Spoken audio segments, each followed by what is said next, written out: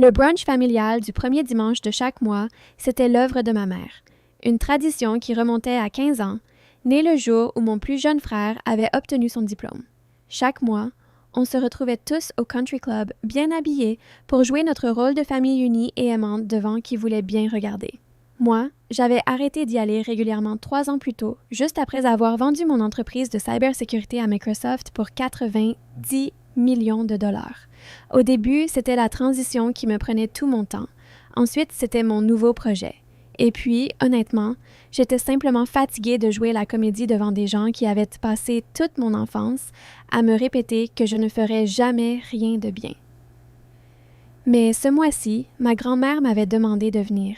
Elle fêtait ses 90 ans et elle voulait toute la famille réunie. Impossible de refuser.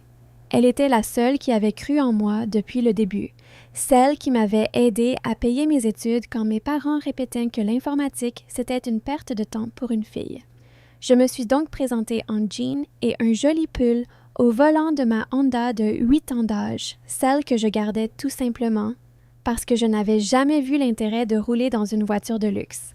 Ma mère trônait déjà à la table principale quand je suis arrivée, entourée de mes 3 frères et sœurs, de leur famille et d'un tas d'oncles, de tantes et de cousins. Eh bien, regardez qui voilà, la millionnaire en personne, a lancé mon frère Kevin en me voyant approcher. Tu es venue avec ta voiture de luxe ou t'étais trop importante pour conduire toi-même? J'ai conduit. J'ai répondu tout bas, en prenant la seule chaise libre, évidemment tout au bout de la table, le plus loin possible de ma grand-mère. Ma sœur Mélissa a ricané. « Laisse-moi deviner, tu roules encore dans cette vieille Honda. » Je l'ai vue sur le parking. Vraiment impressionnant pour quelqu'un censé avoir vendu son entreprise pour des millions. J'aime bien ma voiture. J'ai dit simplement. « Tu es une honte », a tranché ma mère, sans même chercher à baisser le ton. Ta sœur a une Mercedes. Kevin a un Range Rover. Même ton petit frère a une belle voiture et toi tu débarques habillé comme si tu achetais tes vêtements en friperie. Je suis bien comme ça. J'ai dit que tu étais bien installée dans le rôle de la honte de la famille, a-t-elle corrigé. On raconte à tout le monde que tu as réussi et après tu te pointes dans cette tenue. Comment veux-tu qu'on soit fier de toi? J'avais entendu ce genre de discours toute ma vie, sous toutes ses formes. Quand j'étudiais l'informatique à la fac, ils disaient que je ne trouverais jamais de travail. Quand j'ai décroché un poste dans une start-up, ils disaient que je gâchais mon potentiel. Quand j'ai monté ma propre boîte, ils disaient que j'allais couler en moins d'1 an. Quand elle a réussi, ils ont dit que j'avais eu de la chance. Et quand je l'ai vendue pour 90 millions, ils ont dit que les acheteurs étaient des idiots, que ça ne valait sûrement pas ce prix-là. Rien de ce que je faisais n'était jamais assez, parce que je ne performais pas la réussite comme ils l'auraient voulu. Pas de voiture de luxe, pas de vêtements de marque, aucune publication sur les réseaux sociaux pour étaler mes accomplissements. Je travaillais, j'économisais, j'investissais intelligemment et j'essayais de construire des choses qui avaient un sens. Ma grand-mère a croisé mon regard depuis l'autre bout de la table et m'a souri tristement. Elle savait. Elle avait toujours su. Le brunch a continué avec les numéros habituels. Kevin qui se vantait de ses chiffres de vente chez son beau-père, agent immobilier. Mélissa qui parlait de la promotion de son mari au cabinet d'avocat. Daniel qui montrait des photos de son voyage à Bali entièrement payé par nos parents. « Et toi, qu'est-ce que tu deviens? » m'a demandé poliment ma tante Linda. Avant que je puisse répondre, ma mère a coupé. Elle passe ses journées enfermée dans son appartement à écrire du code. Très glamour tout ça. Je développe une nouvelle plateforme de cybersécurité pour les petites entreprises. Ai-je dit. Ça avance bien. Toujours en train de jouer avec les ordinateurs, a lâché Kevin. Il y a des choses qui ne changent jamais. Ma mère s'est alors levée, mimosa à la main, le 3e, au moins. Son visage avait ce teint rouge qui annonçait qu'elle passait de pompette à méchante. « Regardez bien », a-t-elle dit assez fort pour que toute la table l'entende. Voilà comment on traite ceux qui font honte à la famille. Elle s'est approchée et a renversé tout son verre sur ma tête. Le jus d'orange et le champagne, froids et collants, ont coulé sur mon visage, imbibant mon pull et mes cheveux. La table est restée silencieuse pendant environ 3 secondes, puis Kevin a éclaté de rire. Il a sorti son téléphone et s'est mis à filmer. « C'est en or, ça. C'est carrément en or. » Melissa filmait déjà sous un autre angle. Daniel souriait derrière son écran. Mes cousins avaient tous leur téléphone levé. La moitié de la table me filmait, assise là, le jus dégoulinant de mes cheveux. « Voilà comment on traite les ordures », a répété ma mère, bien fort, pour que personne ne rate un mot. Les gens qui ne se respectent ni eux-mêmes, ni leur famille. Je me suis levée lentement, le liquide goûtant sur le sol. J'ai regardé ma grand-mère. Elle avait les larmes aux yeux, mais elle n'a rien dit. Elle avait 90 ans et ça faisait des décennies qu'elle avait renoncé à essayer de contrôler le comportement de sa fille. J'ai attrapé mon sac, sorti mon portefeuille, laissé 60 $ sur la table pour ma part du brunch et je suis sortie du country club sans un mot. Dans ma voiture, je suis restée assise un moment, collante, humiliée, et j'ai pleuré. Pas à cause du verre renversé, j'avais survécu à pire venant d'elle, mais parce que, quelque part, j'avais encore espéré que cette fois serait différente, que réussir à ma façon finirait par suffire. Je suis rentrée chez moi, j'ai pris une douche, enfilé des vêtements propres et essayé d'oublier. 6 heures plus tard, la vidéo est apparue sur les réseaux sociaux. Kevin l'avait postée sur Facebook avec la légende « Quand ta sœur se croit trop bien pour la famille, maman lui montre ce qu'il fallait faire ». Melissa l'avait partagée en commentant « Dynamique familiale. Parfois, faut remettre les gens à leur place ». Danielle l'avait mise sur Instagram avec des emojis rieurs. Elle a récolté quelques dizaines de likes et des commentaires d'amis de la famille, la plupart se moquant de moi ou disant que je l'avais bien cherché avec mes grands airs. Je les ai tous bloqués et j'ai essayé de passer à autre chose. Et puis c'est arrivé. Quelqu'un, je n'ai jamais su qui, a partagé la vidéo en dehors du cercle familial. Un compte spécialisé dans les vidéos de scandale l'a reprise. Puis un autre encore. En 48 heures, elle comptait 3 millions de vues. Mais les choses ne tournaient plus du tout comme ma famille l'avait imaginé. Les commentaires ne riaient pas de moi. Les gens étaient horrifiés par ma famille. C'est de la maltraitance. Cette femme vient d'agresser sa fille devant la caméra et tout le monde filmait ça. Le fait qu'ils rient tous en filmant, c'est carrément glaçant. Imaginez être aussi cruel envers son propre enfant. Puis quelqu'un m'a reconnu. Attendez, c'est pas Sarah Mitchell, la fondatrice de CyberShield? Elle est sur la liste Forbes des moins de 30 ans. Elle a vendu son entreprise pour 90 millions de dollars. Oh mon Dieu, oui, c'est bien elle. Elle passait encore récemment sur TechCrunch. Ces gens viennent d'agresser une entrepreneuse de la tech et ils ont posté ça en pensant que c'était drôle. Le récit a basculé d'un coup. Les médias s'en sont emparés. Les blogs tech ont sorti des articles. Une entrepreneuse tech maltraitée par sa famille, la vidéo devient virale, faisait le tour de Twitter.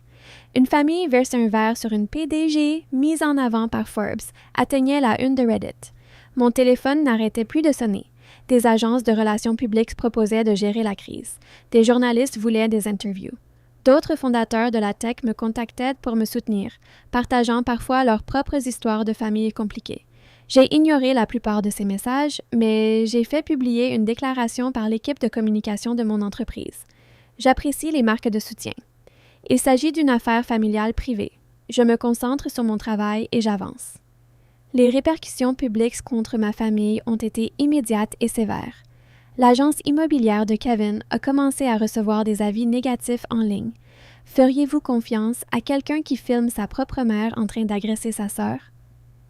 Des clients appelaient directement le bureau pour demander si c'était vraiment lui sur la vidéo. Son beau-père, propriétaire de l'agence, l'a convoqué. 3 jours après que la vidéo soit devenue virale, Kevin était licencié. Son beau-père a publié un communiqué. Nous n'employons pas de personnes dont la conduite personnelle nuit aux valeurs de notre entreprise. Le mari de Melissa était associé dans un cabinet d'avocats qui se targuait de son éthique professionnelle. Quand la vidéo l'a montré en train de rire et de filmer l'agression, les associés dirigeants n'ont pas trouvé ça drôle du tout. Ils l'ont convoqué pour discuter d'une conduite jugée inappropriée. Il n'a pas été renvoyé, mais on lui a clairement fait comprendre que sa femme devait supprimer tous ses comptes sur les réseaux sociaux et présenter des excuses publiques. Sa progression vers l'association a été discrètement gelée. Daniel travaillait dans le marketing pour une start-up tech où la moitié des employés suivaient l'actualité du secteur de près et m'avait tout de suite reconnu grâce à Forbes, TechCrunch et diverses conférences. Ils ont vu le frère d'un collègue filmer, tout sourire, ce qui ressemblait clairement à une agression. Son PDG l'a convoqué. Nous sommes une entreprise fondée sur le respect et l'inclusion. On ne peut pas garder quelqu'un qui participe à une maltraitance familiale et s'en réjouit, encore moins envers une femme de la tech. On doit se séparer de vous. Ma mère, elle, était à la retraite, donc rien à perdre de ce côté-là. Mais elle siégeait au conseil de 2 associations caritatives locales. Les 2 lui ont demandé de démissionner après la diffusion de la vidéo. Nous ne pouvons pas garder des membres dont la conduite publique contredit nos valeurs. Son adhésion au Country Club, l'endroit même où tout ça s'était produit, a été suspendue le temps d'un examen. Plusieurs amis de longue date ont cessé de répondre à ses appels. Le reste de la famille élargie, tous ceux qui étaient au brunch et avaient participé au tournage, a aussi payé le prix. Des oncles et des tantes ont dû répondre à des questions au travail. Des cousins ont subi des retours de bâton sur les réseaux sociaux. Tous ceux qui avaient sorti leur téléphone pour filmer et rire se retrouvaient maintenant face à des conséquences bien réelles, professionnelles et sociales. Ils m'ont tous appelé, chacun d'entre eux. Kevin a appelé en pleurant, me suppliant de faire une déclaration publique disant que la vidéo était sortie de son contexte. Je n'ai pas répondu. Le mari de Melissa a demandé que je dise à tout le monde que sa femme n'était pas comme ça d'habitude, que c'était juste une blague de famille qui avait mal tourné. Je l'ai bloqué. Daniel m'a envoyé de longs messages expliquant qu'il n'avait pas voulu que ça se passe ainsi, qu'il avait juste suivi le mouvement, qu'il était sincèrement désolé. Je n'ai pas répondu non plus. Ma mère a fini par appeler, depuis un numéro que je ne connaissais pas. « C'est de ta faute », a-t-elle dit dès que j'ai décroché sans réfléchir. « Tu dois arranger ça. Dis-leur que je plaisantais. Dis-leur que tu n'as pas vraiment été blessé. Tu as versé un verre sur ma tête et tu m'as traité d'ordure pendant que tout le monde filmait. » ai-je répondu, calmement. C'est exactement ce qui s'est passé. C'est exactement ce que montre la vidéo. C'était juste une dynamique familiale. Tu es trop sensible, tu l'as toujours été, et maintenant, à cause de toi, tu as ruiné la vie de tout le monde parce que tu ne sais pas encaisser une blague. Je n'ai pas posté la vidéo, ai-je dit. C'est Kevin qui l'a fait. Vous avez tous choisi de filmer, de publier, d'en rire. Internet vous a juste montré à quoi ça ressemble vu de l'extérieur. Tu dois arranger ça. Non, ai-je dit. Je ne le ferai pas. J'ai raccroché et j'ai bloqué ce numéro aussi. Ma grand-mère, elle, a appelé depuis sa ligne fixe, la seule personne de la famille à qui je répondais encore. « Je suis désolée », a-t-elle dit. « J'aurais dû l'arrêter. J'aurais dû dire quelque chose. »« Tu n'aurais rien pu faire », ai-je répondu. « Elle a toujours été comme ça, tu le sais bien. »« Je sais. C'est justement pour ça que je t'appelle. Je veux que tu saches que j'ai changé mon testament le mois dernier. Tout te revient. La maison, les investissements, tout. Environ 4 millions de dollars au total. Ta mère n'aura rien. Tes frères et sœurs non plus. Juste toi. Grand-mère, tu n'es pas obligée de faire ça. Si je le suis. Je les ai regardés te traiter comme une moins que rien pendant 30 ans. Je t'ai regardé réussir malgré eux, pas grâce à eux. Tu es la seule qui mérite quoi que ce soit venant de moi. Ils vont être furieux. Ils le sont déjà. Au moins, comme ça, tu seras un peu dédommagé pour toute une vie de cruauté.